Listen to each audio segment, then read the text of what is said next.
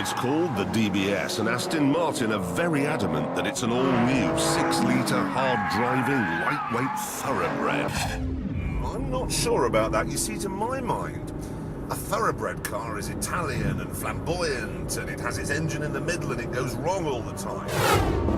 This is none of those things.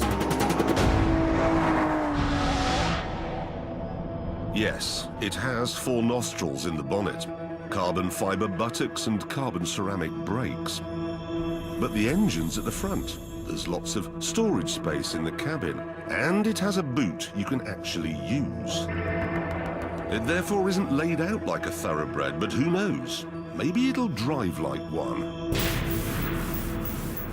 Okay, I'm going to tell the adaptive suspension that I'm on a track.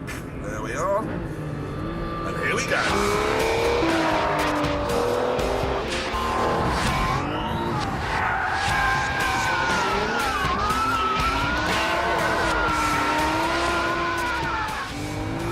I like the steering. I do like that, and I like the brakes. And I have to say, I'm also pretty fond of the tweaked differential they put in. It's easy to do this. Yeah, look at that. I must say, the tyres, which are specially made just for this car by Pirelli, are brilliant. Very good. Excellent. Whee! It makes the right noises as well.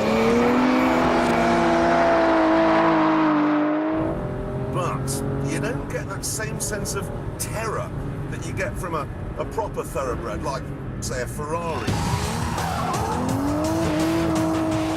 None of that sense of, oh my God, I've wrecked myself!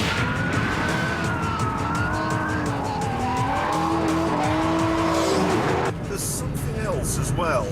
Hard really to put my finger on, but it feels, I don't know, it just feels a little bit old-fashioned. Maybe old-fashioned is unkind. Maybe old school would be better. But either way, it's not a thoroughbred.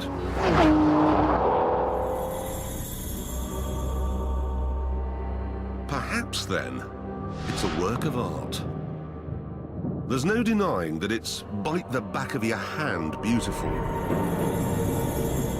But is it better looking than a DB9? Well, apart from the racing paraphernalia on the DBS, they look pretty much the same to me. Keira Knightley in Puff Diddley's jewellery. And it's all very well them saying the DBS is carbon fibre. It's only 10 stone lighter than the DB9. And that's what? The weight of a medium-sized woman. So, it's not a thoroughbred supercar, and it's not as good-looking as its sister. Maybe, then, we should view it as a replacement for the old Vanquish S. The trouble with doing that, though, is that the DBS's V12 produces 510 brake horsepower, and that's 10 less than you got from the Vanquish's V12.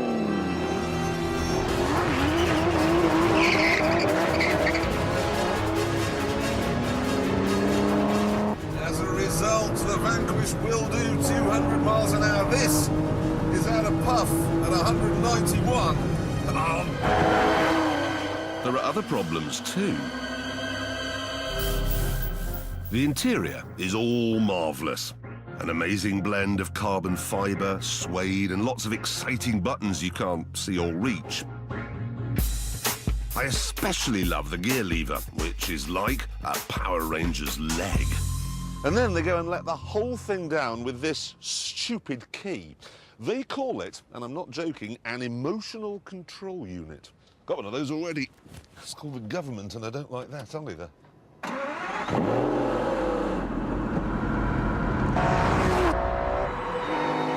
This car, then, is shaping up to be a bit of a misfit. But don't worry, because there's one thing it does brilliantly.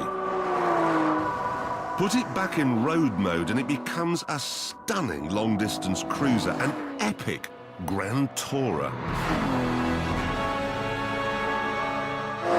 I'd be happy to drive this all the way to the south of France. And I'd be happy if I got there and found I'd forgotten my swimming trunks. because then I could drive it all the way back again. When you're on a motorway, it's smooth and civilized, quiet as well. It is magnificent.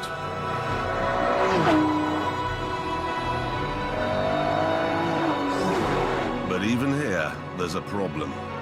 Because if you want a good-looking and fast long-distance cruiser, what exactly is the matter with the DB9? It's easier to use, has the same engine, has 2 more seats, and it costs £50,000 less.